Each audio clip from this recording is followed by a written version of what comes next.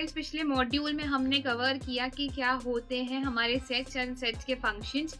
आज हम बात करने वाले हैं कम्प्लीटली न्यू टॉपिक की, जो कि है फंक्शंस। फंक्शंस काफ़ी यूजफुल है पाइथन के अंदर।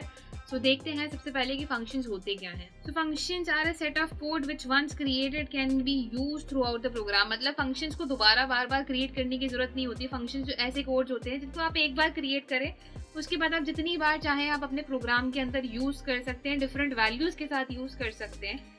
Functions help break our program into smaller parts and helps it look more organized and manageable. तो functions बनाना जरूरी नहीं होता है, कि ऐसा नहीं है कि आप कहीं पे लिखा है कि आप functions से ही काम करें, बट पाइथन के अंदर हमारे पास ये ऑप्शन होता है कि हम फंक्शंस क्रिएट करके हमारे प्रोग्राम को छोटे छोटे पार्ट्स में डिवाइड कर सकें। उन पे अलग अलग तरीके से हम वर्क कर सकते हैं और उन पार्ट्स को हम बाद में अरेंज करके उनको ज्वाइन करके एक पूरा प्रोग्राम बना सके। फंक्शंस हमारे प्रोग्राम को ऑर्गेनाइज बनाता है और मैनेजेबल बनाता है। मैनेजेबल का मतलब यहाँ पे हुआ कि ये हमारी डीबगिंग जो है काफी इजी कर देता है, कि अगर हमारे कोड में कहीं पे बग हुआ है तो हमें पता चल जाता है कि सीधे हमें किस फंक्शन में जाना है एंड सीधे से जाके हम वहाँ पे उसको करेक्ट कर सकते हैं। तो ये हमारे प्रोग्राम को काफी ऑर्गेनाइज दिखाता है। यहाँ पे सारे कोड एक साथ नहीं लिखे हुए होते हैं, हमें सीधा सीधा वहाँ पे एक बार एक कोड बना के और उसको वहाँ पे कॉल कर देना होता है एंड वो ऑर्गेनाइज से काफी अच्छा सा दिख जाता है। सो अभी मैं ये जो टर्म्स बोल रही हूँ, ऑर्गेनाइज और मैनेजेबल, ये थोड़ी सी कंफ्यूजिंग लग रही होगी। एक बार फंक्शन समझ लेते हैं तो ये वाली टर्म्स जो है ये क्लियर हो जाएंगी कि क्यों मैं इनको ऑर्गेनाइज्ड और मैनेजेबल बोल रही हूँ। तो एक बार पहले फंक्शंस का हम स्ट्रक्चर देख लेते हैं कि फंक्शन का स्ट्रक्चर क्या होता है। तो गाइस यहाँ पे हुआ हमारे पास फंक्शंस के दो पार्ट होते हैं यहाँ पे। एक होता है definition, that means define the function, and दूसरा होता है कॉल द फंक्शन। तो डेफिनेशन के अंदर हम डिफाइन करते हैं कि हमारा जो फंक्शन है वो क्या काम करने वाला है, और कॉलिंग के अंदर होता है कि वो क्या कि हम उसे कॉल करते हैं। पाइथन के अंदर ऑलरेडी न्यूमरस फंक्शंस है, इनबिल्ट फंक्शंस जो है वो काफी सारे हैं, जैसे कि प्रिंट स्टेटमेंट हो गया, टाइप कीवर्ड हो गया। ये जो हमारे सारे इज लोअर इज अपर, ये सारी जो चीजें हैं ये फंक्शंस ही हैं, ये इनबिल्ट फंक्शंस है। बट हम बात कर रहे हैं यूजर क्रिएटेड फंक्शंस की। तो फंक्शंस हम जब हम फंक्शंस बनाएंगे तो वो इस तरीके से बनेंगे कि यहाँ पे होगा definition of the function and calling of the function. यानी कि पहले हम डिफाइन करेंगे कि फंक्शन का काम क्या है और उसके बाद हम उन्हें कॉल करेंगे। So definition of the function में हम लिखेंगे बॉडी, और कॉल करते टाइम हम सिर्फ उसका नेम लिखने वाले हैं, ठीक है। सो सपोज मान लीजिए यहाँ पे मैंने एक फंक्शन क्रिएट करना है, मुझे एक फंक्शन क्रिएट करना है हेलो प्रिंट कराने के लिए। तो मैं यहाँ पे कैसे करूँगी, पहले मैं लिखूंगी डेफिनेशन और कोई भी एक वेरिएबल ले लूंगी, मैं वेरिएबल का नाम ले लूंगी एंड उसके बाद हम ब्रैकेट्स का यूज करेंगे, कॉलन लगाएंगे। कॉलन के बाद हम उसकी बॉडी डिफाइन करेंगे कि वो क्या करने वाला है। कि जैसे कि मैंने यहाँ पे बताया कि वो हेलो प्रिंट करने वाला है, तो मैं यहाँ पे हेलो प्रिंट करा दूंगी। फिलहाल के लिए मैं ऐसे नॉर्मली लिख रही हूँ एंड उसको कॉल करना। ये तो हो गया डिफाइनिंग अ फंक्शन, की जब हम डिफाइन करें कि फंक्शन का काम क्या है। अब अगर उसे हमें प्रोग्राम में कॉल करना है तो हम जो वेरिएबल है हमारा, इस वेरिएबल को लिख के अगर हम ओपन क्लोज पैरेंथेसिस लगा देंगे यहाँ पे, तो ये हमारा फंक्शन कॉल हो जाएगा, फंक्शन वर्क करने लग जाएगा। अगर अभी भी क्लियर नहीं हुआ है तो मैं एग्जाम्पल की तरह पाइथन में समझा देती हूँ कि यहाँ पे फंक्शन बनाने का बहुत ही सिंपल सा एक मेथड है कि हम लिखेंगे यहाँ पे डेफिनेशन एक सपोज मान लीजिए हेलो प्रिंट कराने के लिए एक फंक्शन है। तो मैंने एक वेरिएबल ले लिया हेलो, कॉलन लगाया। अब इसके अंदर मैं प्रिंट स्टेटमेंट पास कर रही हूँ, यानी कि हम बता रहे हैं ये फंक्शन जो है क्या काम करने वाला है। तो मैं यहाँ पे प्रिंट कराने वाली हूँ हेलो वर्ल्ड। तो अगर मैं अभी इसे रन कराती हूँ, यहाँ पे मैं अगर रन फंक्शंस करती हूँ, अभी मैं इसको रन कराती हूँ यहाँ पे, तो कोई आउटपुट नहीं आ रहा है। क्यों? क्योंकि ये तो सिर्फ डेफिनेशन है, राइट। हमें इसको कॉल करना पड़ेगा, हमें इसे बुलाना पड़ेगा हमारे प्रोग्राम में।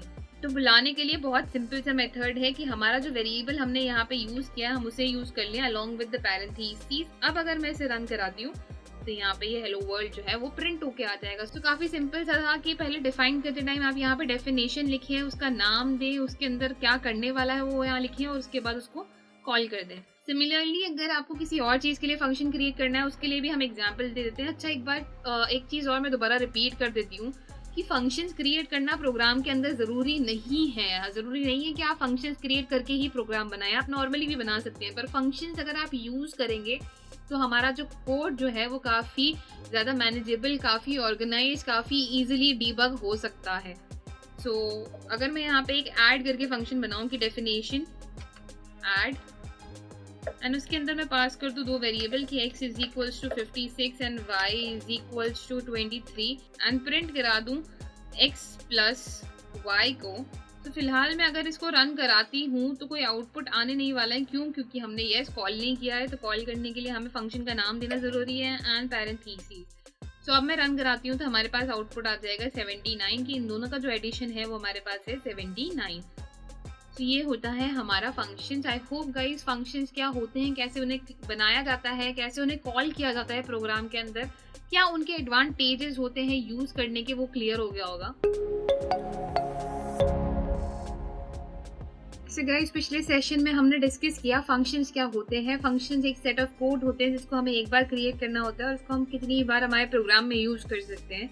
फंक्शंस क्रिएट करना जरूरी नहीं होता है, बट अगर हम फंक्शंस क्रिएट करते हैं हमारे प्रोग्राम में, अगर फंक्शंस हैं तो हमारा जो प्रोग्राम है वो काफी ज्यादा मैनेजेबल, काफी ज्यादा ऑर्गेनाइज्ड बन जाता है। सो ये फंक्शंस का काम होता है। आज हम बात करेंगे फंक्शंस के अंदर पैरामीटर्स एंड आर्ग्यूमेंट्स के बारे में। तो जानते हैं पैरामीटर्स एंड आर्ग्यूमेंट्स क्या होते हैं। सो गाइस पैरामीटर्स की बात करें तो पैरामीटर्स उन वेरिएबल्स का नाम होता है जो कि हम फंक्शन के अंदर यूज करने वाले होते हैं। इसे हम फंक्शन की डेफिनेशन के साथ लिखते हैं।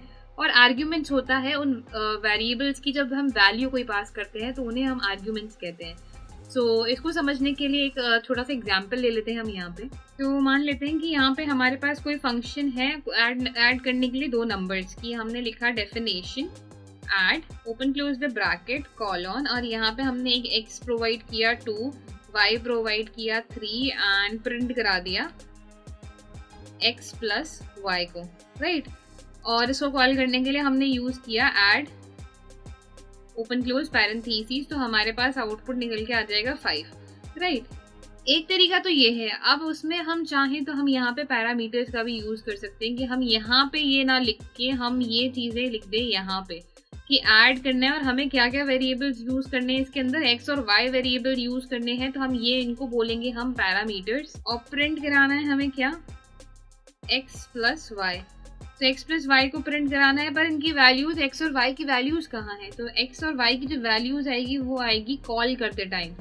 सो यहाँ पे आएंगे हमारे आर्ग्यूमेंट्स कि जब हम फंक्शन को कॉल करेंगे तो हम जो वैल्यू देंगे कि यहाँ पर अगर मैं 2,3 अगर इसको लिखती हूँ तो मुझे आउटपुट मिल जाएगा 5। दोबारा अगर मैं फंक्शन को कॉल करती हूँ और इस बार कोई और वैल्यू मैं यहाँ पे लिखती हूँ कि 4,7, तो हमें यहाँ पे आउटपुट मिल जाएगा 11। सो इस तरह से हम जितनी बार ये फंक्शन देंगे, जितनी बार अलग अलग वैल्यूज हम प्रोवाइड करेंगे, उतनी बार अलग अलग तरीके से ये फंक्शन हमारे पास वर्क कर सकता है। अलग अलग वैल्यूज पे एक्चुअली ये वर्क कर सकता है। तो फंक्शन के नाम में जब हम वेरिएबल साथ में लिखते हैं तो उन्हें हम कहते हैं पैरामीटर्स। वहीं पे अगर जब हम उनको वैल्यूज प्रोवाइड करते हैं उन्हें हम कहते हैं आर्ग्यूमेंट्स। एक बार इसको पाइथन में भी यूज करके देख लेते हैं। सो अगर मैं यहाँ पे लिख रही हूँ definition add and open close the bracket, इसके अंदर हम मैं प्रोवाइड करूंगी x एंड y हमारी वैल्यूज, कॉलन लगाएंगे, प्रिंट कराएंगे x plus y and lastly इसको कॉल करने के लिए हम ऐड करेंगे एंड वैल्यूज प्रोवाइड कर देंगे कि यहाँ पे मैंने 12 प्लस 67 लिख दिया है। अगर मैं इसको अब यहाँ पे रन कराती हूँ तो मुझे यहाँ पे आउटपुट मिलेगा 79। सिमिलरली अगर मैं यहाँ पे ऐड लिख के और कोई और वैल्यूज प्रोवाइड कराती हूँ कि 12,56, तो अब मुझे यहाँ पे आउटपुट मिल जाएगा 68। तो जितनी बार मैं फंक्शन को कॉल करूँगी, भले मैंने इसका कोड एक ही बार लिखा है, पर जितनी बार मैं इसको कॉल करूँगी उतनी बार हमें मिलेगा, और जो भी नई वैल्यूज मैं दूंगी उस वैल्यूज के साथ ही हमें यहाँ पे मिलेगा। तो इसमें x एंड y जो है हमारा ये होता है पैरामीटर, एंड 12 एंड 67 जो है यहाँ पे, एंड 12 एंड 56 जो है यहाँ पे, ये होते हैं हमारे आर्ग्यूमेंट्स। पैरामीटर्स को यूज किया जाता है जब हम फंक्शन को डिफाइन कर रहे होते हैं, एंड आर्ग्यूमेंट्स को यूज किया जाता है जब हम फंक्शन को कॉल कर रहे होते हैं। सिमिलरली अगर यहाँ पे एक और एग्जांपल लिया जाए कि मैं यहाँ पे डिफाइन कर रही हूँ एक फंक्शन को जो कि है रेक्टेंगल के लिए, और ये हमें लाके देगा लेंथ और विड्थ। तो अगर हम लेंथ और विड्थ प्रोवाइड कर पाएंगे तो हमें मिल जाएगा एरिया, एंड प्रिंट कराते हैं। एरिया के लिए हमें पता है कि लेंथ टाइम्स विड्थ जो होती है वो हमारा रेक्टेंगल का एरिया होता है। सो यहाँ पे लिख सकते हैं that the area of the rectangle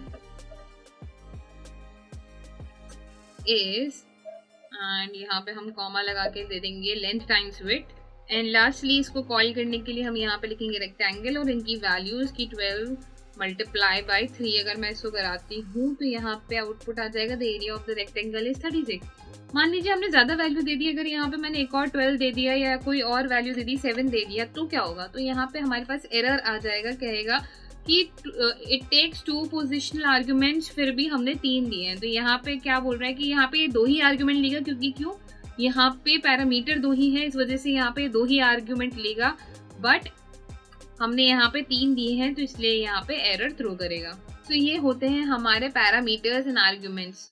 similarly यहाँ पे हमारे पास एक आर्बिटरी आर्ग्यूमेंट्स भी होते हैं। उसके लिए भी एक मैं यहाँ पे एग्जांपल ले लेती हूँ कि मैं यहाँ पे डिफाइन कर रही हूँ एक फंक्शन को जिसका नाम है हेलो। यहाँ पे एक पैरामीटर दे रही हूँ मैं, एक नेम, एंड इसके अंदर प्रिंट करा देंगे कि hello comma my name is comma, जो भी हमारा नेम वेरिएबल है वो हम यहाँ पे यूज कर लेंगे। एंड यहाँ पे कॉल करेंगे फंक्शन हेलो को विद कोई भी वैल्यू, जहाँ पे लेट्स से मैंने जॉन लिख दिया। सो आर्बिटरी आर्ग्यूमेंट्स क्या कहते हैं कि आर्बिटरी आर्ग्यूमेंट्स कहते हैं कि आप यहाँ पे मल्टीपल आर्ग्यूमेंट्स भी दे सकते हैं। मतलब आप यहाँ पे एक टपल क्रिएट कर सकते हैं ना, आप जितनी चाहें उतनी वैल्यूज दे सकते हैं यहाँ पे।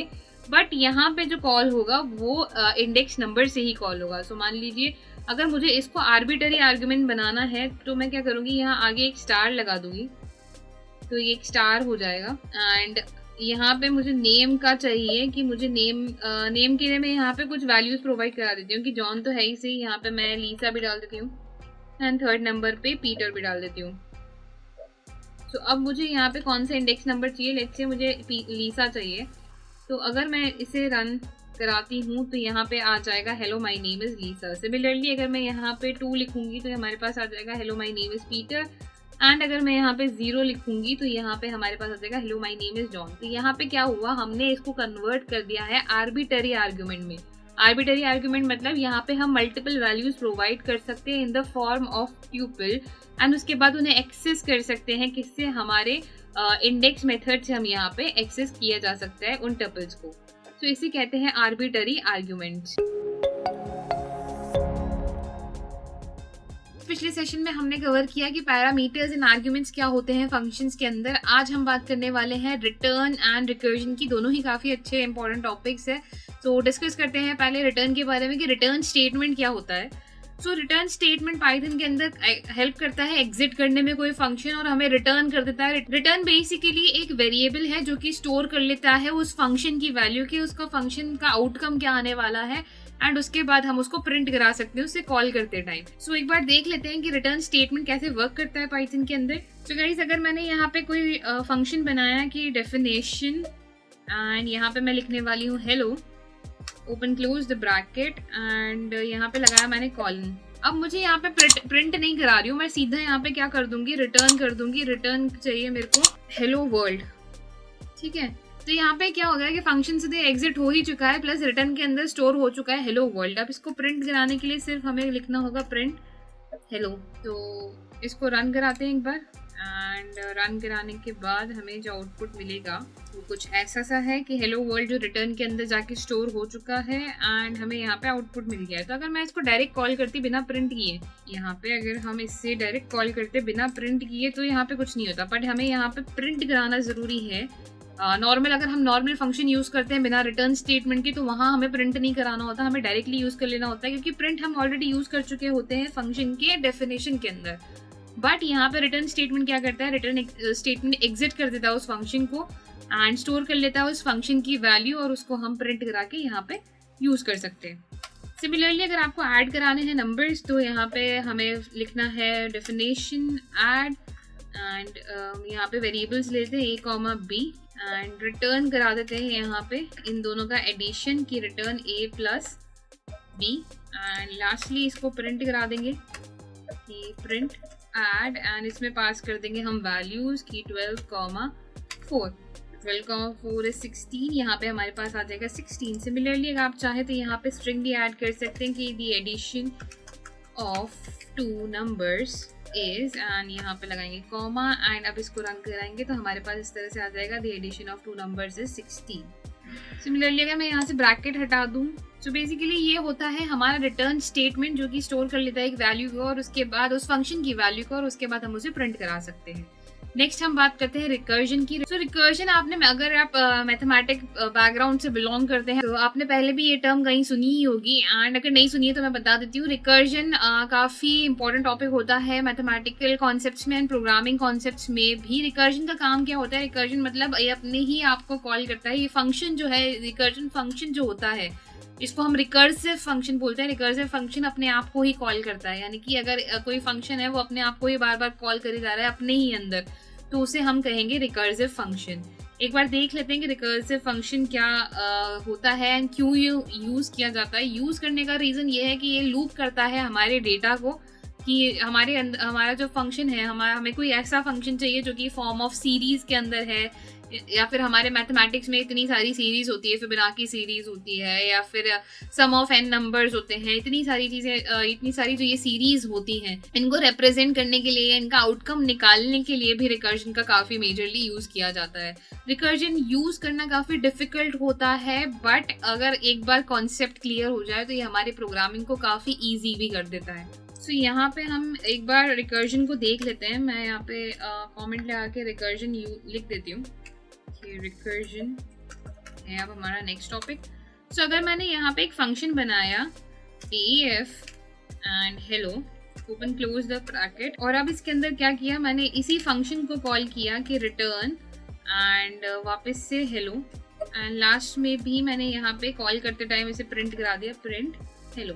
ओके, तो यहाँ पे इसका काम क्या हो जाएगा, ये हेलो जो है ये प्रिंट करेगा हेलो को, और उसके बाद रिटर्न करेगा वापस हेलो को, फिर वापस हेलो, फिर वापस हेलो। तो ये चलता रहेगा कंटिन्यूसली।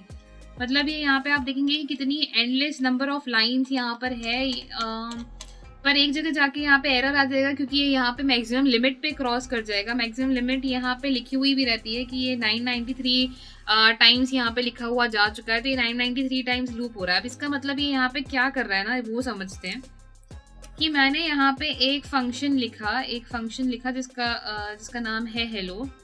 मैंने यहाँ पे एक फंक्शन डिफाइन किया जिसका नाम है हेलो। उसके अंदर मैंने प्रिंट कराया क्या, हेलो को। ये हमारा प्रिंट हो जाएगा हेलो स्टेटमेंट। पर मैंने यहाँ पे एक चीज़ और कर दी, मैंने रिटर्न में लगा दिया हेलो। वापस से जो ये वाला फंक्शन है मैं इसी को कॉल कर रही हूँ, तो मैंने रिटर्न में क्या लगा दिया, hello, open close bracket, and last में फंक्शन को कॉल करते टाइम मैंने लिख दिया प्रिंट, यही वाला फंक्शन हमारा। तो इसको मैंने प्रिंट करा दिया, यहाँ पे लिखा hello, open close the bracket, and इसको भी क्लोज कर दिया। तो अब ये क्या कर रहा है, ये प्रिंट कर रहा है इसको, मतलब ये कॉल कर रहा है इसको। तो इसके अंदर क्या है, हेलो है, प्लस इसके बाद वापस यही चीज़ रिपीट हो रही है। तो ये लूप हो रहा है, यहाँ पे कंटिन्यूसली एक लूप चले जा रहा है कि ये प्रिंट कर रहा है हेलो को, वापस इसको कॉल कर रहा है, फिर प्रिंट कर रहा है हेलो, वापस कॉल कर रहा है, फिर प्रिंट कर रहा है हेलो। तो ये ऐसे कब तक करता रहेगा, ये कब तक करता रहेगा। यहाँ पे हमारे पास पाइथन के अंदर एक लिमिट होती है रिकर्सिव फंक्शंस के लिए, तो वो लिमिट तक क्रॉस, जब तक वो लिमिट क्रॉस नहीं होती तब तक वो उसको रिपीट करता रहेगा। जैसे ही वो लिमिट क्रॉस हो जाएगी यहाँ पे हमारे पास एरर आ जाएगा कि मैक्सिमम रिकर्जन डेप्थ जो है वो एक्सीड हो चुकी है। जितनी भी हम एक्सीड कर सकते थे, जितनी भी हाईएस्ट वैल्यू पे हम जा सकते थे रिकर्जन कर करके, हम वहाँ पे पहुँच चुके हैं। अब बात करते हैं इसका यूज कहाँ पे आता है। तो एक मैं छोटा सा एग्जाम्पल ले लेती हूँ यहाँ पे, कि आपको सबको पता होगा फैक्टोरियल क्या होता है, कोई भी नंबर का फैक्टोरियल कैसे निकालते हैं। तो अगर जैसे मैंने यहाँ पे ले लिया 3 का फैक्टोरियल अगर मुझे चाहिए, तो 3 का फैक्टोरियल क्या होता होगा, 3 multiply by 2 multiply by 1 that is 6। 4 का फैक्टोरियल अगर हमें लेना है तो 4 multiply by 3 multiply by 2 multiply by 1, 6 multiply by 4 हो गया हमारा यहाँ पे 24। इसी तरह से अगर 5 का फैक्टोरियल निकालना है हमें, तो 5 multiply by 4 multiply by 3 multiply by 2 multiply by 1, और फिर हमारे पास आउटपुट आ जाता है, राइट। तो ये होता है फैक्टोरियल, राइट। अब मुझे फैक्टोरियल निकालना है with the help of recursion. Normal अगर मैं लूप से भी निकालूं तो भी ये काम हो सकता है, बट अगर मुझे रिकर्जन का यूज करना है तो उसके अंदर क्या होता होगा वो हम देख लेते हैं। यहाँ पे हम एक फंक्शन बनाएंगे, फंक्शन फैक्टोरियल, और इसके अंदर मैं एक वैल्यू ले लेती हूँ n, ठीक है। अब इसके अंदर मेरे को एक चीज याद रखनी है कि 1 का जो फैक्टोरियल होता है वो हमेशा 1 होता है। So if n is equals to 1, तो हम रिटर्न कर देंगे क्या, 1 को। यहाँ पे एक कंडीशन दे सकते हैं, एल्स अगर वो 1 नहीं है उस कंडीशन में हम क्या करेंगे, कि अगर वो 1 नहीं है तो उस कंडीशन में क्या होगा। अब फैक्टोरियल क्या कैसे काम कर रहा है यहाँ पे वो डिस्कस कर लेते हैं। कि 5 का फैक्टोरियल जो है, 5 फैक्टोरियल हम ऐसे लिखते हैं, 5 का फैक्टोरियल हो गया 5 multiply by 4 multiply by 3 multiply by 2 multiply by 1। ठीक है, इसको ऐसे भी रिप्रेजेंट कर सकते हैं कि 5 मल्टीप्लाई बाय 4 का फैक्टोरियल, जैसे कि अभी हमने डिस्कस किया कि फैक्टोरियल्स कैसे वर्क करते हैं यहाँ पे, कि अगर मेरे पास 4 का फैक्टोरियल है, 4 into 3 multiply by 2 multiply by 1, यानी कि 4 का फैक्टोरियल अगर मेरे पास है तो मैं 5 का इजीली निकाल सकती हूँ। कैसे? 5 को मल्टीप्लाई करके 4 के फैक्टोरियल से। 4 का फैक्टोरियल अगर मेरे पास नहीं है तो 4 का फैक्टोरियल निकालने का इजी तरीका क्या है? 4 को मल्टीप्लाई कर सकती हूँ मैं 3 के फैक्टोरियल से। 3 का भी नहीं है तो चलो 3 को निकालने का तरीका क्या है? 3 को मल्टीप्लाई कर सकते हैं 2 के फैक्टोरियल से। तो हमें क्या करना है? इसी सीक्वेंस को याद रखना है कि n multiply by n minus 1 factorial, यानी कि ये तो 5 तो क्या हो गया हमारा n हो गया, इसको मल्टीप्लाई किया हमने किससे? 4 क्या है? n माइनस 1 की। अगर हमारी n की वैल्यू जो है वो 5 है तो 4 क्या हो जाएगा? n माइनस 1 का फैक्टोरियल, राइट। तो हम यहाँ पे क्या करेंगे? एल्स में लिखेंगे, एल्स हमें रिटर्न करना है क्या? n मल्टीप्लाई बाय फैक्टोरियल, यानी कि ये फैक्ट ऑफ n माइनस 1। सो अगर हम इसको रिटर्न कर देंगे तो हमारे पास जो है वैल्यू आ जाएगी 5 फैक्टोरियल की। एंड एक बार देख भी लेते हैं हम इसको पाइथन में यूज़ करके, कि अगर मैं यहाँ पे इसे कमेंट्स में ऐड कर देती हूँ, यहाँ पे अगर हम रिकर्जन से फैक्टोरियल निकालते हैं 5 का तो वो कैसे निकलेगा? तो यहाँ पे हम फंक्शन रखेंगे DEF, इसमें लिखेंगे फैक्टोरियल निकालना है। हम एक n वेरिएबल ले लेते हैं, यहाँ पे हम एक कंडीशन देते हैं कि if n is equals to 1, कि अगर n 1 है तो उस कंडीशन में क्या करना है? रिटर्न करना है विद द वैल्यू ऑफ 1। ठीक है, बट अगर n 1 नहीं है, उससे ज़्यादा है, तो उस केस में हमें क्या करना है? यानी कि एल्स में हमें क्या करना है? एल्स में हमने यहाँ पे फॉर्मूला देखा सिंपल हमारा कि n multiply by factorial of n minus 1। So return करेंगे हम n multiply by n minus 1, ये factorial of n minus 1। So factorial of n minus 1, and यहाँ पे ब्रैकेट में हम इसे एनक्लोज कर देंगे। एंड लास्टली हम इसे कॉल करते हैं, तो प्रिंट कराऊंगी अगर मैं फैक्ट को विद द वैल्यू 5, तो हमारे पास यहाँ पे आउटपुट आ जाएगा 120। एक बार चेक कर लेते हैं 4 के लिए। 4 के लिए हमने देखा था कि आउटपुट 24 होना चाहिए, तो 24 यस करेक्ट है। सिमिलरली अगर मैं यहाँ पे 5 लिखूंगी तो मेरे पास आउटपुट आ जाएगा 120, विच इज करेक्ट, कि फैक्टोरियल ऑफ 5 होता है 120। सो गाइस, काफी सिंपल सा मेथड था, काफी सिंपल सा लॉजिक हमें यहाँ पे लगाना पड़ा कि यहाँ पे क्या कर रहा है? रिटर्न कर रहा है n मल्टीप्लाई बाय क्या? इसी को खुद को ही ये वापस कॉल कर रहा है -1 से। एंड कब तक जाएगा? जब तक 1 पे नहीं पहुंच जाएगा। 1 पे जाते ही ये 1 आ जाएगा, एंड उसके बाद बाकी की जो वैल्यूज है वो मल्टीप्लिकेशन में हमारे पास आ ही जाएंगी एंड वो हमें रिटर्न हो जाएंगी। सो आई होप गाइस रिकर्जन क्या होता है वो क्लियर हो गया होगा। बात कर लेते हैं कुछ एडवांटेजेस एंड डिसएडवांटेजेस की रिकर्जन के। सबसे पहला एडवांटेज कहता है कि ये हमारे कोड को ऑर्गेनाइज एंड नीट बनाते हैं, मतलब हमारा कोड जो है अच्छा सा दिखता है। दूसरा है कि by the use of recursive functions use करने से हमारे काफ़ी जो कॉम्प्लेक्स टास्क है वो काफ़ी ईजी हो सकते हैं, मतलब काफ़ी बड़ी बड़ी लाइन्स को हम छोटा कर सकते हैं और काफ़ी सिंपली हमें उसे दिखा सकते हैं। तीसरा, सीक्वेंस जनरेशन जो है वो काफ़ी ईजियर हो जाती है, यानी कि अभी जैसे हमने फैक्टोरियल देखा, सिमिलरली और भी चीज़ें हैं जैसे n-1 या फिर अप टू n नंबर्स के हम नंबर्स को ऐड करना चाहते हैं, या अप टू n को मल्टीप्लाई करना चाहते हैं, या फिर फिबोनाची सीरीज का हम सोल्यूशन निकालना चाहते हैं, तो उन सब के अंदर भी फैक्टोरियल काफ़ी यूजफुल होता है।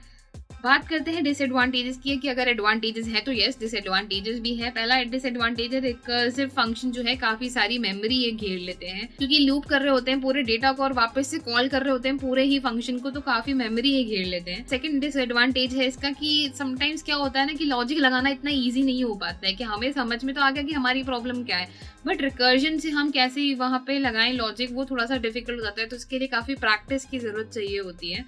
थर्ड है कि यहाँ पे डीबगिंग जो है काफ़ी डिफिकल्ट होती है, कि अगर रिकर्सिव फंक्शन आप यूज़ कर रहे हैं तो उनको डीबग करना काफ़ी ज़्यादा मुश्किल हो जाता है, काफ़ी ज़्यादा कॉम्प्लिकेटेड हो जाता है।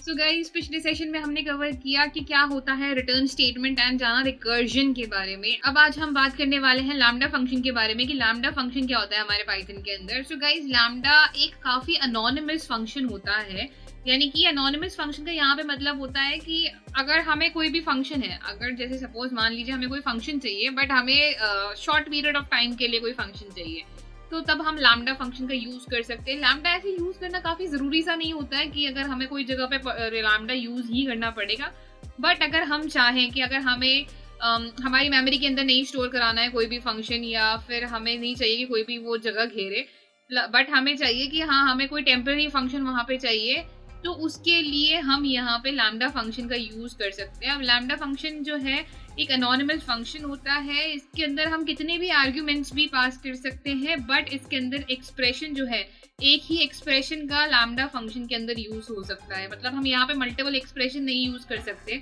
लैम्डा जो है हमारा लेके चलता है सिर्फ एक ही एक्सप्रेशन एक टाइम पे। एंड बात करें अगर आर्ग्यूमेंट्स की, तो जितने चाहे हम उतने आर्ग्यूमेंट्स दे सकते हैं हमारे लैम्डा फंक्शन के अंदर। अब बात करते हैं कि लैम्डा फंक्शन का स्ट्रक्चर कैसा होता है, कैसे हमें उसको लिखा जाता है। सो लैम्डा जैसे कि मैंने बोला ये भी एक फंक्शन ही होता है, तो इसको लिखने का बहुत ही सिंपल सा मेथड होता है कि अगर मैं यहाँ पे एक वेरिएबल क्रिएट कर लूँ a इज इक्वल्स टू, इस वेरिएबल के अंदर हम लैम्डा फंक्शन क्रिएट करने वाले हैं, तो यहाँ पे मैं लिखूंगी लैम्डा। और मान लीजिए कि मुझे एक लैम्डा फंक्शन चाहिए, एक एनोनिमस फंक्शन चाहिए जिसका नाम है b, ठीक है। यहाँ पे लगाएंगे हम कॉलन और इसके बाद देंगे इसका एक्सप्रेशन कि b को मुझे मल्टीप्लाई कराना है लेट्स से 5 से, सो b मल्टीप्लाई बाय 5। हमें फिलहाल b नहीं पता है, b हमारा एक पैरामीटर है जिसका हम वैल्यू पास करेंगे, बट हमें सिर्फ इतना पता है कि b को हमें मल्टीप्लाई कराना है 5 से। अब यहाँ पे इसको 5 से मल्टीप्लाई कराने के लिए क्या करेंगे, प्रिंट कर देंगे a को, a के अंदर हम पास कर देंगे वैल्यू b की, कि b जो है हमारा यहाँ पे इसकी क्या वैल्यू है। तो मान लीजिए मुझे 4 से मल्टीप्लाई कराना है। अब अगर मैं इसको रन कराती हूँ यहाँ पे लैम्डा फंक्शन को, तो हमारे पास जो आउटपुट है वो कुछ ऐसा आएगा कि जो यहाँ पे वैल्यू है वो आ जाएगी 20। तो यहाँ पे लैम्डा बी का काम क्या हुआ, लैम्डा बी एक एनोनिमस फंक्शन बन गया, मतलब एक टेम्पररी फंक्शन बन गया। ये आगे अगर हम कहीं पे लैम्डा बी यूज करेंगे तो ये काम नहीं आने वाला है, बट ए वेरिएबल के अंदर लैम्डा बी एक फंक्शन बन चुका है जो कि एक एनोनिमस फंक्शन है, जो कि एक टेम्पररी फंक्शन है जिसको हम यूज कर सकते हैं। इसके अंदर हम वैल्यू भी प्रोवाइड करा सकते हैं और ये सीमित रहेगा सिर्फ ए के अंदर तक। तो अगर हमें इसको यूज करना है तो सिर्फ हम ए के साथ ही हम इसे यूज कर सकते हैं। सिमिलरली अगर हमें मल्टीपल आर्ग्यूमेंट्स यहाँ पे देने हैं, तो मैं अगर यहाँ पे क्रिएट कर लूँ x is equals to lambda, and यहाँ पे मुझे मल्टीपल आर्ग्यूमेंट्स देने हैं जैसे कि a b and c। सो यहाँ पे मैं दे दूंगी a b c, एंड इसको मैं एक बार कमेंट्स में ले लेती हूँ।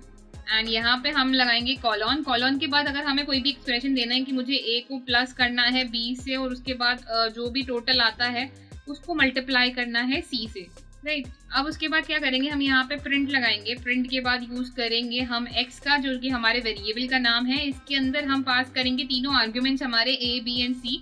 तो मुझे चाहिए 3, 7। 3 and 7 को हम प्लस करेंगे, दैट इज 10। 10 मल्टीप्लाई बाय 2 करेंगे तो आउटपुट आना चाहिए 20। सो अगर मैं इसको रन कराती हूँ एंड 20 आउटपुट आता है, तो येस हमारा जो फंक्शन है वो करेक्टली वर्क कर रहा है। यहाँ पे अगर मैं 3 यूज करूंगी तो आउटपुट आ जाएगा 30। तो ये लैम्डा हमारा ऐसे वर्क करता है, ये मल्टीपल आर्ग्यूमेंट्स ले सकता है, बट अगर मैं यहाँ पे और एक्सप्रेशंस देना चाहूँ तो वो एक्सप्रेशंस नहीं एक्सेप्ट करेगा, वो वहाँ पे एरर थ्रो कर देगा। सो ये एक टाइम में एक ही एक्सप्रेशन ले सकता है बट मल्टीपल आर्ग्यूमेंट्स दे सकता है। सो इस तरह से ये लैम्डा जो है एक एनोनिमस फंक्शन है जिसको हमें कोई नेम प्रोवाइड करने की जरूरत नहीं है, बट बस लैम्डा खुद में ही एक फंक्शन है यहाँ पे। सो गाइस, पिछले सेशन में हमने कवर किया कि लैम्डा फंक्शन क्या होता है। लैम्डा एक एनोनिमस फंक्शन होता है जिसको हम यूज कर सकते हैं।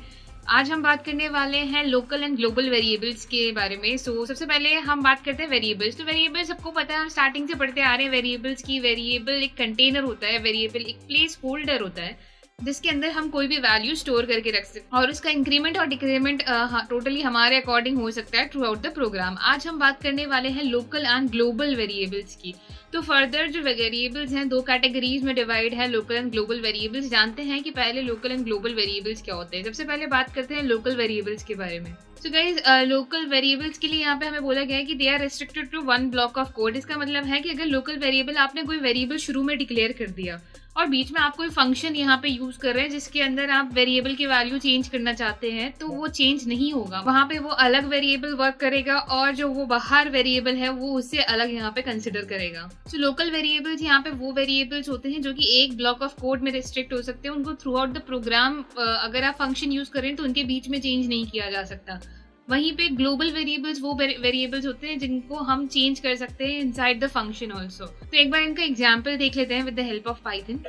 सो लोकल वेरिएबल्स के लिए मैं यहाँ पे एक वेरिएबल ले लेती हूँ x is equals to 24 and यहाँ पे मैं एक फंक्शन क्रिएट कर लेती हूँ that definition and any random function मैं यहाँ पे ले लेती हूँ कि यहाँ पे मैं xyz एक फंक्शन ले रही हूँ या फिर हेलो एक फंक्शन ले रही हूँ। इस हेलो के अंदर मैं क्या करूंगी, इस x की वैल्यू यहाँ पे चेंज करके ट्राई करूंगी। दैट मैं यहाँ पे सेट कर रही हूँ कि इस x की जो वैल्यू है वो अब है 25 और इस फंक्शन का काम है प्रिंट करना क्या, x को, या फिर हम रिटर्न भी करा देते हैं। दैट यहाँ पे हम रिटर्न यूज करके x कर देते हैं एंड लास्टली प्रिंट कराते हैं हेलो को। सो अगर मैं इसे रन कराती हूँ और यहाँ पे प्रिंट भी कराती हूँ मैं x को कि प्रिंट फर्स्ट वेरिएबल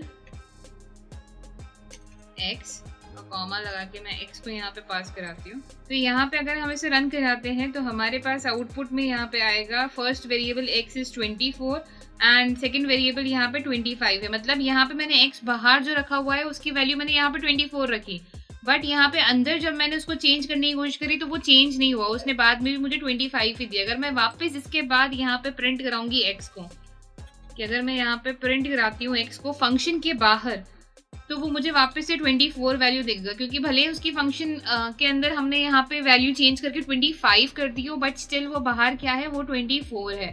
तो यहाँ पे क्या हो गया कि ये जो वेरिएबल जो है हमारा ये रेस्ट्रिक्टेड है एक ही पार्ट ऑफ कोड में, मतलब ये चेंज नहीं हो रहा है। सिमिलरली अगर हम यहाँ पे बात करें ग्लोबल वेरिएबल्स की, तो ग्लोबल वेरिएबल्स का यहाँ पे क्या काम होता है, ग्लोबल वेरिएबल्स हमारे इस जो x को है वो अंदर भी चेंज करके रखेंगे। यानी कि अगर हमने बाहर 24 कर दिया, अंदर वापस 25 कर दिया, तो बाहर भी वापस से अगर हम इसको प्रिंट कराएंगे तो ये यहाँ पे 25 आएगा। यहाँ पे हमें अभी तो हमें 24 दे रहा है क्योंकि बाहर फंक्शन के बाहर 24 है। तो लोकल के केस में हमें 24 मिल रहा है, बट यहाँ पे ग्लोबल के केस में अगर हम इसको डिक्लेयर कर देंगे ग्लोबल है तो हम इसकी वैल्यू जो है throughout the program change कर सकते हैं। सो सपोज यहाँ पे अगर मान लीजिए मैंने लिखा ग्लोबल x और अब मैं इसको रन कराती हूँ, तब आप देखेंगे कि पहले जो फर्स्ट वेरिएबल x है वो 25 है।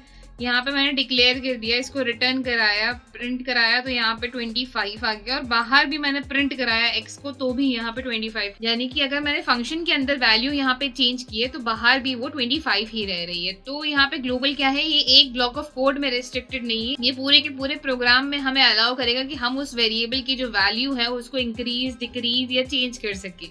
वहीं पे लोकल वेरिएबल्स नहीं अलाउ करते हैं। तो लोकल और ग्लोबल में सिर्फ इतना सा फर्क है कि लोकल को रखने के लिए हमें कुछ लिखने की जरूरत नहीं होती है यहाँ पे, बट अगर हमें कोई भी वेरिएबल ग्लोबल डिक्लेयर करना है, मतलब हमें थ्रू आउट द प्रोग्राम उसका यूज करना है, थ्रू आउट द प्रोग्राम हर फंक्शन के अंदर उसका इंक्रीमेंट या डिक्रीमेंट होने वाला है, तो उस केस में हम क्या करेंगे, उस केस में हम उसे ग्लोबल डिक्लेयर करा देंगे।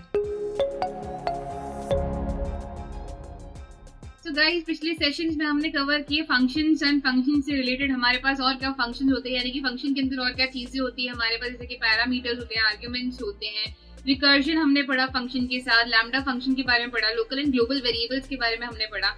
तो आज हम बात करने वाले हैं प्रॉब्लम सॉल्विंग की, कि आज के सेशन के बाद अगर आपके कोई डाउट्स या क्वेश्चंस रहे होंगे फंक्शंस के अंदर तो वो आज क्लियर हो जाएंगे। आइए बात करते हैं कुछ क्वेश्चंस की। मेरे पास यहाँ पे एनलिस्टेड है कुछ क्वेश्चंस, जैसे कि write a function to find maximum of 3 numbers in Python. यानी कि अगर आपको कोई भी 3 नंबर दिए हुए हैं उनका मैक्सिमम वैल्यू निकालनी है तो उसके लिए हमें एक फंक्शन लिखना है। Write a Python function to create and print a list where the values are square of numbers between 1 to 30।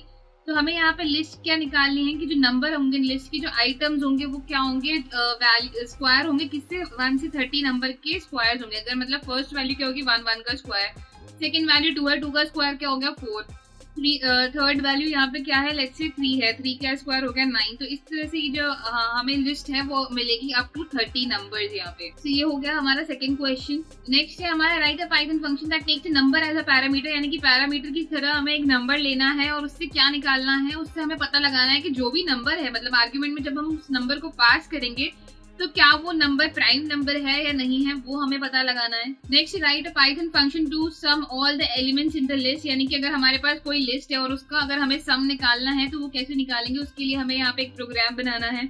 Moving ahead, next question है write a Python program to solve the Fibonacci sequence using recursion. तो हमें यहाँ पे क्या करना है, Fibonacci series हमने पहले भी सॉल्व की हुई है, पहले भी फिबोनाची से रिलेटेड हमने क्वेश्चंस किए हुए हैं। आज हमें वो सॉल्व करनी है यूजिंग फंक्शन। तो हम इसमें देखेंगे कैसे वो फिबोनाची सीक्वेंस को हम सॉल्व कर सकते हैं। एंड फंक्शन भी नहीं, एक्चुअली यहाँ पे रिकर्जन का हमें यूज करना है। तो रिकर्जन का यूज करते हुए हम इसको कैसे सॉल्व करेंगे ये हम यहाँ पे देखेंगे। इस वाले क्वेश्चन को, क्वेश्चन नंबर 4 को करने के भी हमारे पास दो मेथड होंगे, एक रिकर्जन से होगा और एक नॉर्मल फंक्शन से होगा। तो दोनों मेथड्स भी हम यहाँ पे देखेंगे। तो आइए बात करते हैं सबसे पहले क्वेश्चन नंबर 1 की। तो गाइस हमारा क्वेश्चन नंबर 1 क्या था, write a function to find the maximum of 3 numbers in Python. तो सबसे पहले मैक्सिमम ऑफ 3 नंबर्स निकालने का सबसे सिंपल मेथड होगा कंडीशनल स्टेटमेंट्स के साथ, कि मैं यहाँ पे पहले तो एक फंक्शन क्रिएट कर दूं कि फंक्शन जो है मेरा उसका नाम है मैक्सिमम नंबर। ठीक है, मैक्सिमम नंबर नाम से हम यहाँ पे एक फंक्शन क्रिएट कर रहे हैं। उसके अंदर मैं पास करूंगी 3 पैरामीटर्स, यानी कि मेरी हो जाएगी वैल्यू 1, वैल्यू 2, वैल्यू 3। यहाँ पे हमारे पास 3 वैल्यूज आ जाएंगी और मुझे यहाँ पे कंडीशन क्या देनी होगी कि इफ वैल्यू 1, यानी कि हमारा जो भी नंबर होगा, एक बार मैं इसको एक्सप्लेन कर देती हूँ। तो जैसे कि गाइस मान लीजिए कि हमारे पास कोई भी 3 नंबर है यहाँ पे, जैसे कि हमारे पास है 5, 7 एंड 9। अब मैं कंडीशन क्या दूंगी कि अगर 5 जो है वो बड़ा है 7 से एंड 5 जो है वो बड़ा है 9 से, तो उस कंडीशन में क्या हो, डिक्लेयर हो जाए कि 5 इज ग्रेटेस्ट, राइट। सिमिलरली मैं यहाँ पे 7 के लिए करूंगी कि भाई ये तो हो गई हमारी इफ की फर्स्ट कंडीशन, लेकिन एलिफ की कंडीशन यहाँ पे हमारी क्या होगी कि 7 जो है वो बड़ा है 5 से एंड 7 ही है वो बड़ा है 9 से, यानी कि अभी तो हम यहाँ पे 5 एंड 7 का यूज कर रहे हैं, वहां पे हम इनको क्या रेफर कर रहे हैं, यहाँ पे हो गई वैल्यू 1, यहाँ पे हो गई वैल्यू 2, यहाँ पे ये हो गई वैल्यू 3 यहाँ पे। ठीक है, एंड यहाँ पे एंड का मतलब है कि दोनों ये जो कंडीशन है वो ट्रू होनी चाहिए, यानी कि 5 जो है वो 7 से बड़ा भी हो और 5 जो है वो 9 से भी बड़ा हो, तब वो यहाँ पे ग्रेटेस्ट होएगा। नेक्स्ट में 7 जो है वो यहाँ पे 5 से बड़ा हो और 7 जो है 9 से बड़ा हो, तब वो वहाँ पे ग्रेटेस्ट रहेगा। और लास्टली हमारे पास एल्स क्या हो जाएगा, एल्स के लिए हमें कंडीशन लिखने की जरूरत नहीं है, हमारी जो वैल्यू 3 होगी यानी कि 9 हो जाएगा इज ग्रेटेस्ट। तो ये तीनों के लिए यहाँ पे चेक करेगा, यहाँ पे कि पहले इफ में जाएगा, इफ में चेक करेगा कि 5 जो है वो 7 से बड़ा है, 6 जो है वो मतलब 5 जो है वो 9 से बड़ा है क्या, तो वो नहीं है, तो वो यहाँ पे नहीं करेगा। 7 के लिए भी वो नहीं करेगा, तो सीधा वो एल्स में चला जाएगा और क्या दे देगा आउटपुट कि 9 इज द ग्रेटेस्ट। यानी कि यहाँ पे अभी सिर्फ मैं इसको वैल्यूज की तरह रेफर कर रही हूँ कि 5, 7 एंड 9 3 वैल्यू है, वहां पे हम इसको लिख रहे हैं वैल्यू 1, वैल्यू 2 एंड वैल्यू 3, और लास्टली हम आर्ग्यूमेंट्स के अंदर इन वैल्यूज को पास कर देंगे। तो मैं यहाँ पे क्या दे रही हूँ कि वैल्यू 1, अगर जो वैल्यू 1 है वो ग्रेटर है वैल्यू 2 से एंड वैल्यू 1 जो है वही है ग्रेटर वैल्यू 3 से, तो उस कंडीशन में क्या हो, उस कंडीशन में प्रिंट हो जाए कि value 1 is the greatest number. ठीक है, एलिफ लगा के हम नेक्स्ट की बात करते हैं कि वैल्यू 2 की मैं यहाँ पे बात कर लेती हूँ कि वैल्यू 2 अगर ग्रेटर है वैल्यू 3 से एंड वैल्यू 2 जो है वो ग्रेटर है वैल्यू 1 से भी। एक बार सीक्वेंस में ले लेती हूँ कि वैल्यू 2 जो है वो 1 से बड़ा है एंड वैल्यू 2 जो है वो अगर 3 से भी बड़ा है, तो उस कंडीशन में हमारे पास प्रिंट क्या हो जाएगा, value 2 is the greatest number. And lastly else print करा देंगे क्या कि वैल्यू 3 जो है वो है ग्रेटेस्ट, यानी कि अगर वैल्यू 1 नहीं है वैल्यू 2 नहीं है तो फिर ऑब्वियसली हमारे पास वैल्यू 3 हो जाएगी is the greatest number. Lastly हमें यहाँ पे क्या करना है, लास्टली हमें यहाँ पे ये हमारा जो फंक्शन है बन चुका है, इसके बाद हमें इसको कॉल करना है। कॉल करने के लिए हम यहाँ पे क्या लिखेंगे, मैक्सिमम नंबर, और इसके अंदर पास कर देंगे 3 आर्ग्यूमेंट्स। तो 3 पैरामीटर्स तो हमने दे दिए, वैल्यू 1, वैल्यू 2 एंड वैल्यू 3। अब इसके अंदर हम आर्ग्यूमेंट्स पास करेंगे। कौन से 3 आर्ग्यूमेंट्स हम यहाँ पे पास करने वाले हैं, हम लिखने वाले हैं 12, 5, 9। तो हमें पता है 12 जो है ग्रेटेस्ट है। एक बार रन करा के देख भी लेते हैं कि आउटपुट क्या आता है। देखेंगे हमारे पास यहाँ पे आउटपुट आ चुका है 12 इज द ग्रेटेस्ट नंबर। वही मैंने यहाँ पे 9 की जगह मैंने 91 कर दिया होता तो 91 हमारे पास यहाँ पे ग्रेटेस्ट नंबर आ जाएगा। तो गाइस इस तरह से हमारा फर्स्ट क्वेश्चन जो है वो यहाँ पे सॉल्व हो चुका है। सिंपल इफ कंडीशन लगानी थी और उसको रखना था किसके अंदर, फंक्शन के अंदर, तो हमने इसको फंक्शन के थ्रू यहाँ पे सॉल्व कर लिया है। मूविंग अहेड, नेक्स्ट क्वेश्चन है हमारा, write a Python function to create and print a list where the values are square of numbers between 1 to 30। तो हमें यहाँ पे एक लिस्ट क्रिएट करनी है। तो मैं यहाँ पे क्या करती हूँ, एक फंक्शन बनाती हूँ सबसे पहले, डेफिनेशन क्रिएट लिस्ट नाम से। क्रिएट लिस्ट के अंदर मैं यहाँ पे फिलहाल वो कुछ पास नहीं कर रही हूँ। अब यहाँ पे मुझे क्या करना है, एक लिस्ट क्रिएट करनी है। लिस्ट क्रिएट करने के लिए मेरे को पहले एक एम्प्टी लिस्ट चाहिए, तो एम्प्टी लिस्ट ले लेते हैं यहाँ पे एल नाम से। एंड एक फॉर लूप चलाएंगे 1 to 30 नंबर्स का, क्योंकि हमें क्या चाहिए 1 से 30 नंबर्स इस लिस्ट के अंदर अपेंड करने हैं, यानी कि ऐड करने हैं। तो उसके लिए हम क्या करेंगे, एक फॉर लूप यहाँ पे चलाएंगे। यहाँ पे मैं कॉलन लगा देती हूँ, तो यहाँ पे लिख देते हैं फॉर आई इन रेंज। कौन सी रेंज लेनी है, 1 से 31 हम रेंज लेंगे, क्योंकि हमें 1 से 30 नंबर जो है यहाँ पे ऐड कराने हैं। अब इसमें क्या कराना है, एल डॉट अपेंड कराना है, हमें अपेंड कराना है किसको, आई के स्क्वायर को हमें यहाँ पे अपेंड कराना है। तो यहाँ पे मैं क्या लिखूंगी, आई स्टार स्टार 2, इसको हमें अपेंड कराना है। लास्टली हम यहाँ पे क्या कर देंगे, रिटर्न कर देंगे किसे, एल को, एंड मैं इसको प्रिंट करा देती हूँ। सो प्रिंट क्रिएट लिस्ट, देखते हैं हमारे पास आउटपुट में क्या आता है। तो अब देखेंगे 1 का स्क्वायर है 1, 2 का स्क्वायर है 4, 3 का स्क्वायर 9, 4 का स्क्वायर 16, 5 का स्क्वायर 25, ऐसे करते हुए हमारे पास 29 का स्क्वायर 841 एंड 30 का स्क्वायर 900 यहाँ पे आ चुका है। तो पूरी 30 तक के नंबर्स के जो स्क्वायर्स हैं हमारे पास एक लिस्ट के अंदर ऑब्टेन हो चुके हैं। सिंपल सा मेथड था, कि एम्प्टी लिस्ट चाहिए थी और एक लूप चाहिए था जिसके अंदर, जिसकी हेल्प से हम जो वैल्यूज हैं वो उसके अंदर इंसर्ट कराएंगे। अपेंड के साथ हम इसको इंसर्ट कराने वाले हैं। तो अपेंड से मतलब हम यहाँ पे ऐड कराएंगे। अपेंड में हमें क्या पास करना है, आई स्क्वायर यहाँ पे पास करना है। क्यों, क्योंकि आई तो सिर्फ हमें 1 से 30 के नंबर मिल जाते हैं, बट आई स्क्वायर यहाँ पे क्या हो चुका है, आई स्क्वायर यानी कि इसका जो स्क्वायर है वो हमें यहाँ पे ऑब्टेन हो रहा है। सो आई होप गाइस कि यहाँ पे कोई डाउट से क्वेश्चन नहीं रहे होंगे। मूविंग अहेड नेक्स्ट क्वेश्चन की तरफ चलते हैं। हमारा नेक्स्ट क्वेश्चन यहाँ पे कहता है, write a Python function that takes a number as a parameter, यानी कि नंबर लेना एज अ पैरामीटर और चेक करना है कि वो प्राइम है या नहीं। प्राइम के लिए हमें पता है कि प्राइम के लिए पहले तो 2 कंडीशन होती है। तो पहले तो मैं एक फंक्शन बना लेती हूँ कि डेफिनेशन चेक प्राइम नाम का एक फंक्शन बना लेते हैं और उसके अंदर मैं पास कर देती हूँ एक ए को, ठीक है। या फिर मैं एक नंबर लिख के एक वेरिएबल बना लेती हूँ NUM और इसको हम पास कर देते हैं, ठीक है। अब इसके अंदर हमें क्या करना होता है कि हमें पता है 1 जो है वो यहाँ पे प्राइम नंबर नहीं होता है, पर अगर कोई 1 लिख देगा यहाँ पे तो उसके लिए क्या कंडीशन होगी कि if number is equal to 1, तो उस कंडीशन में हमारे पास प्रिंट हो जाए क्या, कि it is not a prime number. अब बात करते हैं 2 से यहाँ पे रेंज को स्टार्ट करने की, ठीक है। तो 2 भी जो है हमारा 2 भी प्राइम नंबर है, वो भी खुद से ही यहाँ पे होता है। तो इफ नंबर को भी मैं यहाँ पे नंबर को इज इक्वल टू 2 कर देती हूँ, तो 2 क्या हो जाएगा, यहाँ पे प्रिंट करा देंगे कि वो हो जाएगा यहाँ पे प्राइम नंबर, कि it is a prime number. But 2 से जो बड़े नंबर हुए उनका क्या, उनके लिए हम यहाँ पे क्या करेंगे, उनके लिए यहाँ पे एक लूप चलाएंगे प्राइम नंबर को चेक करने के लिए कि प्राइम नंबर। पहली बात तो क्या होता है, एक बार वो डिस्कस कर लेते हैं कि जैसे कि मान लीजिए कि कोई भी नंबर है, जैसे मैंने नंबर ले लिया यहाँ पे 11।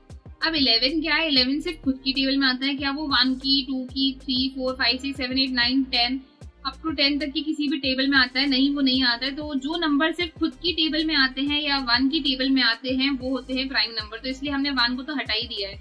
और रेंज कब से स्टार्ट करेंगे, हम 2 से स्टार्ट करेंगे, क्योंकि सारे नंबर जो है वो 1 की टेबल में आते ही है, तो यहाँ पे प्राइम नंबर को कॉन्ट्राडिक्ट कर देगा।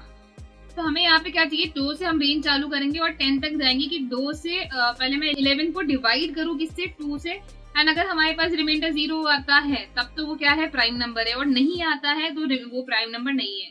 तो इस तरह से सिर्फ 2 से नहीं करना है, फिर उसके बाद 3 से, 4 से, 5 से, 6, 7, 8, 9, 10 से डिवाइड करना है हमें। और उसके बाद हमें फॉर लूप लगा के चेक करना है, मतलब फॉर लूप लगा के 2 से लेके 10 तक हमें यहाँ पे डिवाइड करना है और चेक करना है जो रिमाइंडर है वो 0 आ रहा है या नहीं आ रहा। अगर जो 0 आ जाता है तब तो वो क्या है, प्राइम नंबर नहीं है। बट अगर किसी में भी 0 नहीं आया है, इन दैट केस वो क्या हो जाएगा, प्राइम नंबर हो जाएगा। तो यहाँ पे एक सिंपल सा मेथड लगाएंगे क्या, कि अगर पहले तो फॉर लूप लगाते हैं कि फॉर आई इन रेंज कहाँ से स्टार्ट होगी, 2 से। 1 नहीं ले सकते यहाँ पे क्योंकि 1 जो है सबकी टेबल के अंदर आता है। 2 से लेके हम नंबर तक जाएंगे यहाँ पे। एंड उसके बाद यहाँ पे कंडीशन क्या देंगे कि इफ जो हमारा नंबर है उसको जब हम डिवाइड करें आई से, यानी कि सारे 1, 2, 3, 4, 5, 6, 7, 8, 9, 10 नंबर से अगर हम डिवाइड करें, अगर वो उस कंडीशन में रिमाइंडर देता है 0, तो उस केस में तो क्या हो जाएगा, वो प्रिंट करा देंगे it is not a prime number. And यहीं पे जैसे पहला यहाँ पे स्टेटमेंट आया कि मतलब पहली बार ही में किसी से अगर वो 0 पे यहाँ पे आ गया, मतलब 0 आ गया, तो उसके बाद उसको क्या करा देंगे, ब्रेक करा देंगे, ताकि वो और नंबर्स के लिए चेक करे ही ना। पहले अगर एक बार भी किसी भी नंबर से 0 आ गया, जैसे मान लीजिए नंबर 10 है, वो अगर 2 से ही 0 आ गया या मान लीजिए 5 से 0 आ गया, तो आगे और नंबर के लिए चेक करने की जरूरत नहीं हमें, तो हम यहीं पे ब्रेक करा देंगे। एंड एल्स में यहाँ पे लिख देंगे क्या, print it is a prime number. तो अब ये क्या होगा, ये सारी चीज किसके अंदर चल जाएगी, अगर जो नंबर है वो हमारा ग्रेटर देन 2 के अंदर है तो यहाँ पे क्या लिखेंगे, if number is greater than 2 in that condition क्या होगा, अगर जो नंबर है वो 2 से ज्यादा है तो उस कंडीशन में हमारे पास ये पूरी चीज यहाँ पे लग जाएगी। एंड लास्टली हम इसको कॉल कर लेंगे, कैसे कॉल करेंगे, मैं यहाँ पे चेक प्राइम लगा दूंगी। चेक प्राइम के अंदर हम क्या पास कर देंगे, कोई भी नंबर, जैसे कि मैं मान लीजिए मैं यहाँ पे 11 ले लेती हूँ सबसे पहले, तो 11 के लिए मैं यहाँ पे चेक कर लेते हैं। तो 11 जो है वो है प्राइम नंबर। वहीं एट द सेम टाइम मैंने कोई ऐसा नंबर लिया होता जैसे कि 10 ले लिया होता, 10 आता है 5 के टेबल में भी और 2 की टेबल में भी, तो it is not a prime number, 10 के लिए यहाँ पे आ चुका है। वही मैं 37 ले लूँ जो कि एक प्राइम नंबर है, तो वो आ जाएगा यहाँ पे, और इसकी जगह 30 ले लेती तो ये आ जाएगा it is not a prime number. अच्छा, अगर ब्रेक स्टेटमेंट यहाँ पे समझ नहीं आया तो एक बार मैं समझाती हूँ कि ब्रेक मेरा यूज करने का क्या रीजन है। अगर मैं इसको अभी रन कराऊँ तो आप देखेंगे यहाँ पे कैसे हमारे पास आउटपुट आएगा कि it is not a prime, it is not a prime, not a prime, not a prime, not a prime, और लास्ट में आ जाएगा प्राइम नंबर, यानी कि लूप चलता रहेगा कंटिन्यूसली, रुकेगा नहीं। तो इसलिए हमें यहाँ पे सिंपली क्या करना है, इसको ब्रेक करा देना है ताकि जो लूप है वो यहाँ पे रुक जाए। तो इस तरह से यहाँ पे आ जाएगा it is not a prime number, कि पहली बार ही पहले आइटरेशन में हमारे पास हमें यहाँ पे पता चल जाए कि ये प्राइम नंबर है या नहीं है। नेक्स्ट क्वेश्चन है हमारे पास, write a Python function to sum all the numbers in a list, यानी कि अगर हमारे पास कोई गिवन लिस्ट है, उसके अगर हमें उसके एलिमेंट्स का सम निकालना है तो वो कैसे निकालेंगे वो हम यहाँ पे बात करते हैं। तो यहाँ पे मैं एक फंक्शन क्रिएट कर लूंगी डेफिनेशन ऐड नाम से, एंड इसके अंदर हम पास करा देंगे क्या, इसके अंदर फिलहाल को मैं एक पास करा देती हूँ नंबर्स नाम से एक वेरिएबल, ठीक है। और हम इसमें क्या करेंगे, इसके अंदर मैं लिख दूंगी आंसर, दैट आंसर जो है वो अभी है 1, क्यों, क्योंकि और इसके अंदर हम क्या लिखा देंगे, इसके अंदर हम लिखाएंगे total, total is equals to अभी क्या है, टोटल है 0, राइट। अब हमें क्या करना है, हमें सारे नंबर्स को जो है वो ऐड करते जाना है, तो उसके लिए फॉर लूप चलाएंगे हम कि for I in numbers colon, और नंबर्स यहाँ पे हमारा जो लिस्ट होगी वो बेसिकली नंबर्स होंगी, तो फॉर आई इन नंबर्स, और हमें क्या करना है, इस टोटल के अंदर उसको ऐड कराते जाना है। तो total is equals to total plus i, फिर उसके एलिमेंट्स को हमें यहाँ पे ऐड कराते जाना है, 1 नहीं एक्चुअली यहाँ पे आई आएगा, एंड लास्टली रिटर्न कर देना है, किसे रिटर्न कर देना है, टोटल को। अब इसको कॉल कर लेते हैं, तो मैं यहाँ पे प्रिंट लिखती हूँ, प्रिंट ऐड, एंड यहाँ पे नंबर्स पास कर देती हूँ मैं, जैसे कि 12, 5, 4, 6, 7, 8, तो हमारे पास यहाँ पे आउटपुट आ जाएगा किस तरह से कि 42 यहाँ पे आउटपुट आ चुका है। मैंने यहाँ पे क्या किया है, ऐड के अंदर मैंने जो नंबर्स जो लिया है उसमें मैंने पास कर दी है एक लिस्ट को, और लिस्ट यहाँ पे हमें लिस्ट का जो सम है वो बेसिकली हमें यहाँ पे मिल चुका है। तो सिंपल सा मेथड था कि हमें एक पैरामीटर लिया था नंबर्स नाम से, टोटल इज इक्वल्स टू 0 लगाना है फॉर आई इन नंबर्स, यानी कि एक एक नंबर पे यहाँ पे ये आइट्रेशन होगा, और टोटल में क्या होता जाएगा, हर आई का जो नंबर यानी कि आई का जो इंडेक्स है, मैंने 0 इंडेक्स पे, 1 इंडेक्स पे, 2, 3, 4, 5, ऐसे हर इंडेक्स को यहाँ पे ऐड करते जाएगा, और लास्ट में हम रिटर्न कर देंगे टोटल को कि यहाँ पे हमारे पास आउटपुट आ जाए टोटल। चाहे तो आप यहाँ पे प्रिंट के साथ और स्टेटमेंट भी लगा सकते हैं, that the sum of all the elements या items in the list is, and यहाँ पे क्लोज करके मैं कॉमा लगा देती हूँ, एंड तब भी हमारे पास जो आउटपुट है वो कुछ इस तरह आ जाएगा कि the sum of all the items in the list is 42 here. वहीं एट द सेम टाइम इसको करने का हमारे पास एक और सोल्यूशन है, तो मैं यहाँ पे एक हैश लगा के सोल्यूशन 2 लिख देती हूँ, that solution 2 and using recursion. तो सेकेंड मेथड जो है वो हमारा रिकर्जन के थ्रू है। रिकर्जन के थ्रू यहाँ पे कैसे एडिशन होगा वो समझते हैं पहले। तो गाइस जैसे कि मैं यहाँ पे एक एग्जांपल ले लेती हूँ, 1, 2, 3, 4, 5, एक लिस्ट का मैं यहाँ पे एग्जांपल ले लेती हूँ। अब हमारा यहाँ पे टास्क क्या है, हमारा गोल क्या है कि हमें इसको रिकर्जन के थ्रू सॉल्व करना है। रिकर्जन के थ्रू सॉल्व करने के लिए एक तो पहला मेथड, अगर लेंथ ऑफ लिस्ट हो गई 1, कि अगर इसके अंदर एक ही एलिमेंट होता, जैसे मान लीजिए हमारे पास एक लिस्ट होती है उसके अंदर 3 लिखा होता, तो फिर उसका सम क्या होता, उसका सम 3 होता ना। तो उसके लिए हम क्या ऑब्टेन करते कि लिस्ट का जो 0 एलिमेंट है, यानी कि अगर इस लिस्ट का नाम L है तो L का जो 0 एलिमेंट है वही क्या होगा, उसका सम यानी कि 3 हमारे पास यहाँ पे आउटपुट आ जाएगा। एक कंडीशन तो ये हो गई। दूसरी कंडीशन अगर ज्यादा है तो उस केस में क्या होगा, उस केस में अगर हम इस केस की बात करें तो इस केस में क्या होगा कि फर्स्ट एलिमेंट यहाँ पे आएगा। सबसे पहले बात करेंगे फर्स्ट एलिमेंट की, 0th एलिमेंट। 0th एलिमेंट में हम क्या प्लस कर देंगे, इस पूरी लिस्ट को, यानी कि ये जो फंक्शन है खुद ही को कॉल करेगा, तो इस पूरी लिस्ट को हम कॉल करेंगे। कहाँ से कॉल करेंगे, फर्स्ट एलिमेंट से, यानी कि स्लाइसिंग करेंगे हम इस लिस्ट की कि लिस्ट का जो फर्स्ट एलिमेंट है यानी कि 2 है, 2 से अब वो कहाँ तक जाए, एंड तक जाए। तो मैं यहाँ पे एक ऐसा फंक्शन लगा दूंगी और इससे ये क्या होएगा, दोबारा खुद को कॉल करेगा। ठीक है, तो यहाँ पे हम क्या करेंगे, जो भी हमारे फंक्शन का नाम है हम उसको यहाँ पे कॉल कर लेंगे। मैं यहाँ पे ऐड लगा दूंगी एंड यहाँ पे लगा रहेगा एल। तो यहाँ पे क्या हो जाएगा, ये कॉल हो जाएगा कि जैसे अगर फंक्शन का नाम है डेफिनेशन ऐड करना है नंबर लिस्ट को, की नंबर्स को, एंड इसको मैं क्या करूंगी, मैं यहाँ पे ऐड लगा दूंगी कि एल टाइम 0 जो है, यानी कि फर्स्ट एलिमेंट में क्या हो जाए, नेक्स्ट एलिमेंट ऐड हो जाए। तो अब नई लिस्ट क्या हो जाएगी, नई लिस्ट हो जाएगी हमारे पास ये वाली। अब इसी में फर्स्ट एलिमेंट आ जाए हमारे पास, मतलब फर्स्ट एलिमेंट ऐड हो जाए और उसके अंदर पूरी लिस्ट नई ऐड हो जाए, फिर फर्स्ट एलिमेंट आ जाए पूरी नई लिस्ट ऐड हो जाए, फिर फर्स्ट एलिमेंट आ जाए और पूरी नई लिस्ट ऐड हो जाए। तो इस तरह से अगर ये कंटिन्यूसली यहाँ पे लूप में ये चीज चलती रहेगी तो यहाँ पे रिकर्जन का मेथड कुछ इस तरह से वर्क करेगा। एक बार इसको मैं समझा देती हूँ यहाँ पे पाइथन के अंदर कि सबसे पहले तो हमें क्या करना है, मैं एक फंक्शन बनाऊंगी ऐड नाम से और उसके अंदर हम पास कर देंगे नंबर्स को। नेक्स्ट चीज हमें यहाँ पे क्या करनी है, नेक्स्ट चीज हमें यहाँ पे देनी है कि इफ लेंथ ऑफ नंबर्स, यानी कि लेंथ ऑफ नंबर जो है दैट इज इक्वल टू 1। ठीक है, तो उस कंडीशन में क्या होगा कि मैंने बोला था कि अगर लिस्ट की जो लेंथ है वो 1 है तो फर्स्ट एलिमेंट जो भी हमारा उसके अंदर का एलिमेंट है वो यहाँ पे प्रिंट हो जाएगा।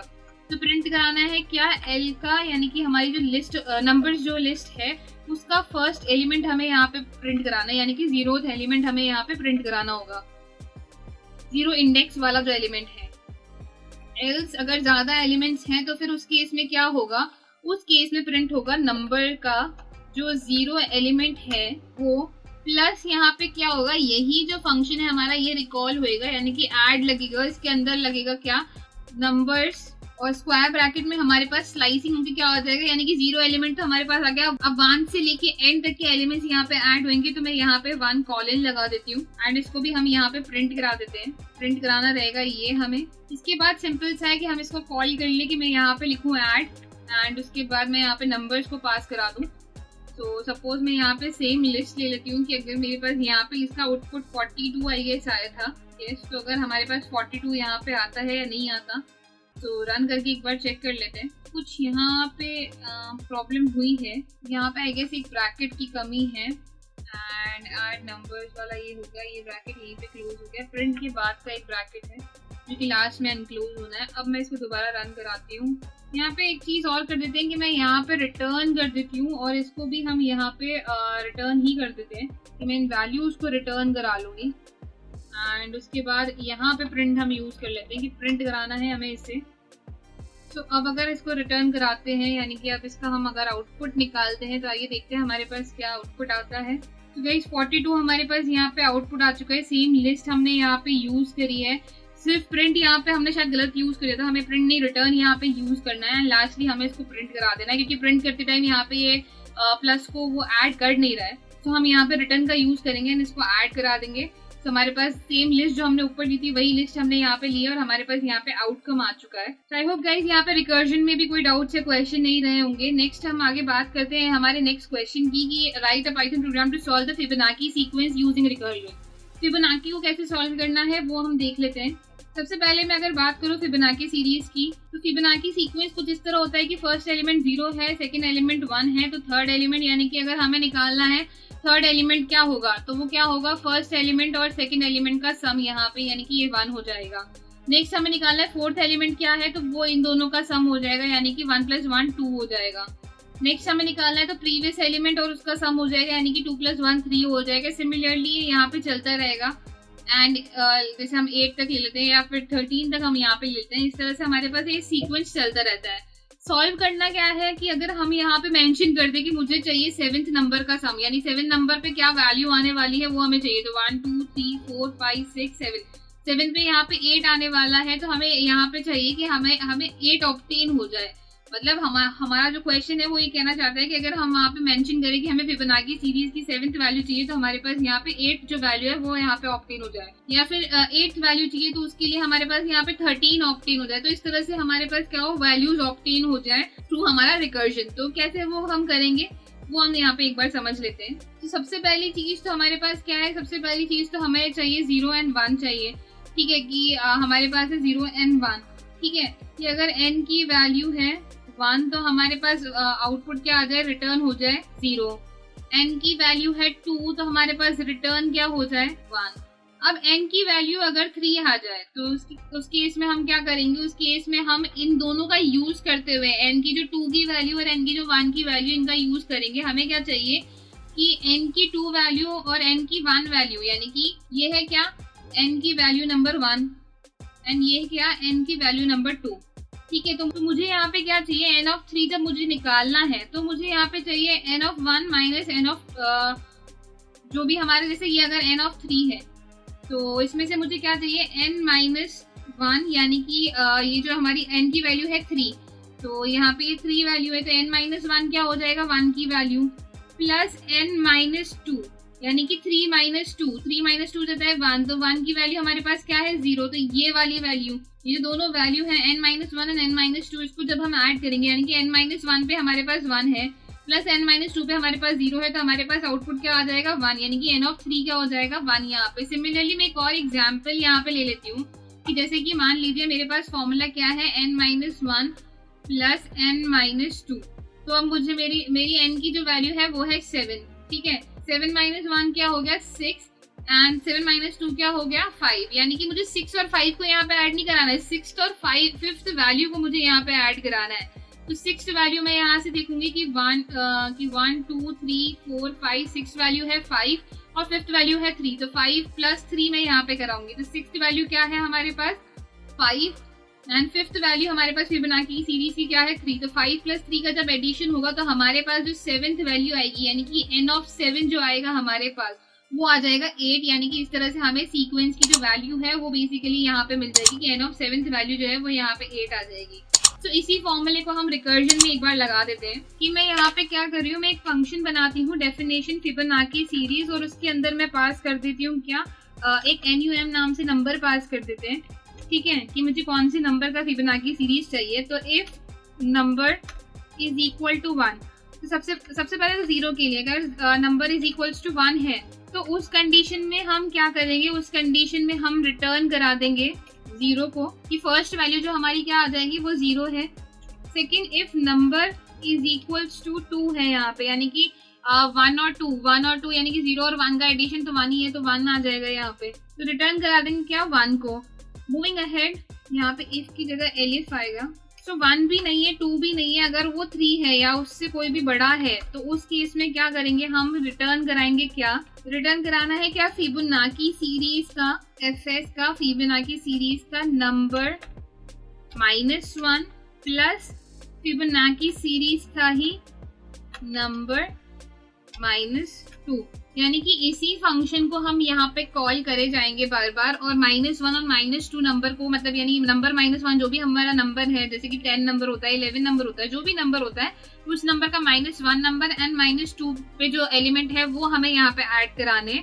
तो उसके लिए अब हम यहाँ पे क्या करेंगे, उसके लिए मैं यहाँ पे सिंपल प्रिंट लगा देती हूँ, प्रिंट करा के मुझे फिबोनाची सीरीज चाहिए और उसके लिए मैं यहाँ, और उसके अंदर मुझे 7th एलिमेंट चाहिए।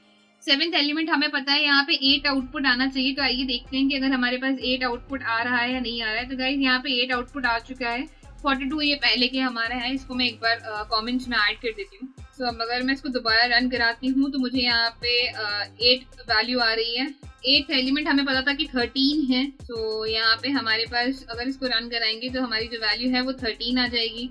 मूविंग अहेड, 9 की बात करें यानी कि 13 प्लस अगर 8 की बात करें तो हमारे पास यहाँ पे 21 आ चुका है। तो इस तरह से हमारे पास जो वैल्यूज है वो यहाँ पे रिकर्जन के थ्रू यहाँ पे कॉल हो रही है, यानी कि ये बार बार इससे ही कॉल कर रहा है और कॉल करके क्या लेके आ रहा है, नंबर -1 एंड नंबर -2, यानी कि जो भी हमारा नंबर है उससे एक पहले का नंबर और जो भी हमारा नंबर है उससे 2 पहले के नंबर, उनको लाके यहाँ पे प्लस करना है।